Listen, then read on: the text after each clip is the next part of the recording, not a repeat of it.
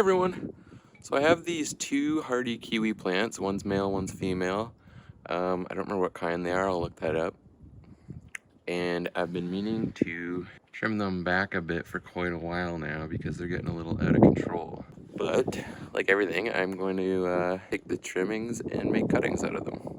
So I'm going to do one plant at a time because I don't remember which one's male and which one's female.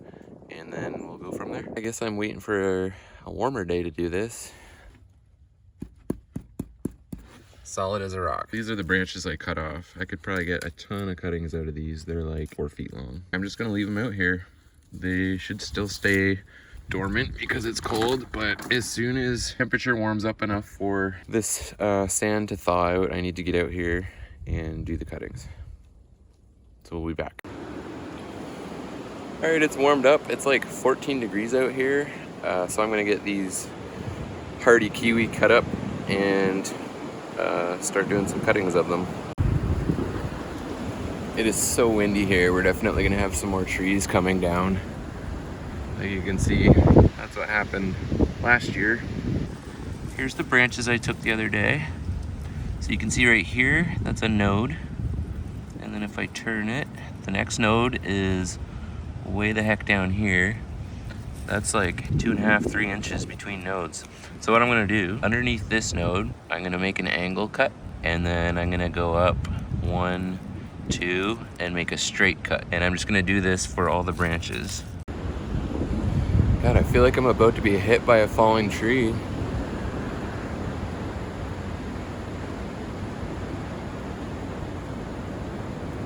I don't know if you can tell, but holy crap, they're swaying.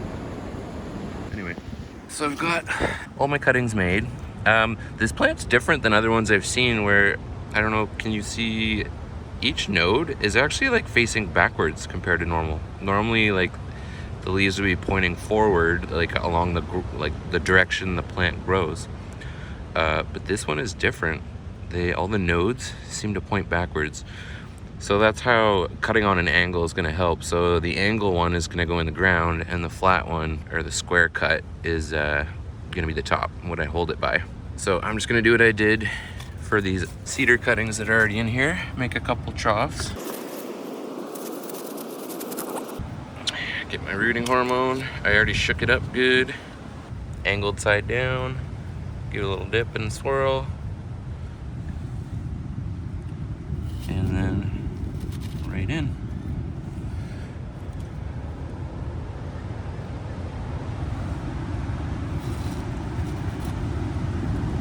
So you usually want like at least 2 nodes underground, but the nodes are so spread out from these that I can't really do that. This little box isn't deep enough. Let's just bring everything in so you can see better. I'm gonna do them roughly 1 inch apart, maybe 1 centimeter. It's not gonna really matter. They're in sand, so if they do root, when I finally take them apart, it won't be so hard because with the sand, all the roots will kind of just fall apart from each other. And sorry about the wind, holy shit.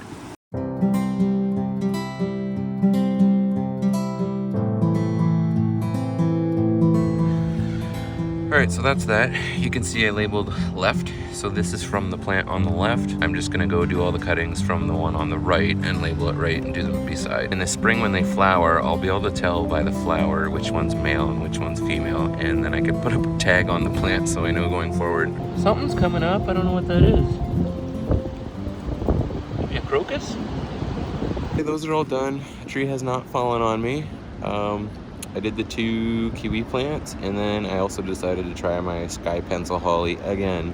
I've been trying to propagate this thing for, I think 3 years now. I bought one plant, it was $50, so I was like, screw that, I'm gonna try and grow free ones on my own. And I've tried like every different method and nothing has worked so far, so we'll try again. That's them on the right over here. Anyway, we will see. Hopefully it works. I was just driving along and something popped out and caught my eye. Check it out. Look how bright red that is. It's like blood red. So we're gonna get some cuttings. Oh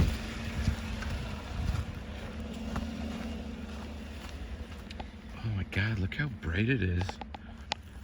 That is like blood red, neon red. Okay, check these out. That's against my black truck. That's pretty cool. So yeah, I think this is just red dogwood. Here it grows like a weed in all the ditches, so that tells me a few things. One, it probably likes a lot of water, and two, it must be a really hardy plant if it can handle the salt in the winter and the pollution and everything from being beside the road. When we look out our living room window in the winter, there's not really a whole lot to look at, so I want to start filling in with winter interest. Some bright red plants, different colors, and then some evergreens. Hi, Fluffy. Hey, little butterball. What are you doing? That's our cat that came with the house.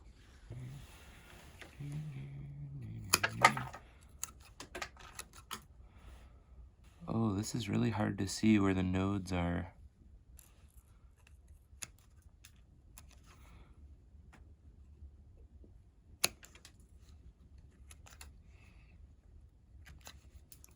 Here's what I got out of all that. I did all sorts of different kinds. We have just tip cuttings, and then we've got some old growth, and then for some of them I left the buds that are coming on, and some of them I ripped them off. So we'll see what happens.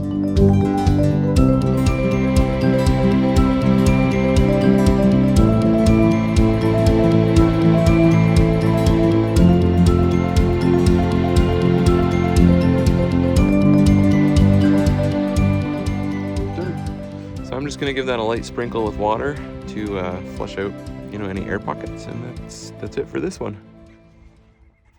So I noticed on one of my rounds, this little plant has some cones. So naturally, I'm gonna take these off and try and grow them. It's March now, so if they need winter stratification, I'm guessing they had it. But this plant is so cool. It's like these weird little fans. The only thing with this sucker is that it probably only grows like ½ an inch per year. I imagine I would have to, if I can get these guys to sprout, I'm gonna have to baby this for years. I ended up finding 2 more on it, hidden underneath. I do have some of that Hinoki Cypress here, which some of them are still pretty green, so that's looking good.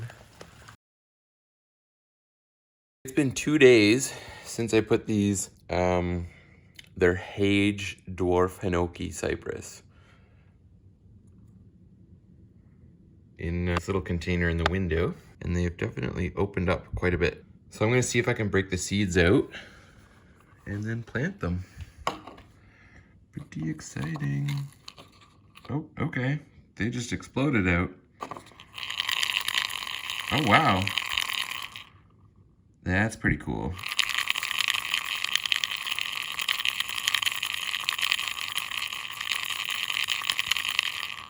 Wow. See, nature is so cool. So I've been reading about these a little bit, and it seems like these seeds can take like up to 2 years to germinate. So I'm gonna try a few different methods to germinate them. I'm gonna do 1 little jar of winter sowing, and then I'm also going to do individual pots, probably do like 4 or 5 seeds per pot. Hopefully I can keep them around for 2 years if necessary. We'll see though, because that's quite a stretch. But I just can't let them dry out, I guess.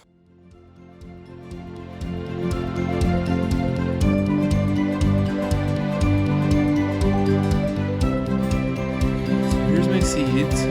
I got quite a bit out of that.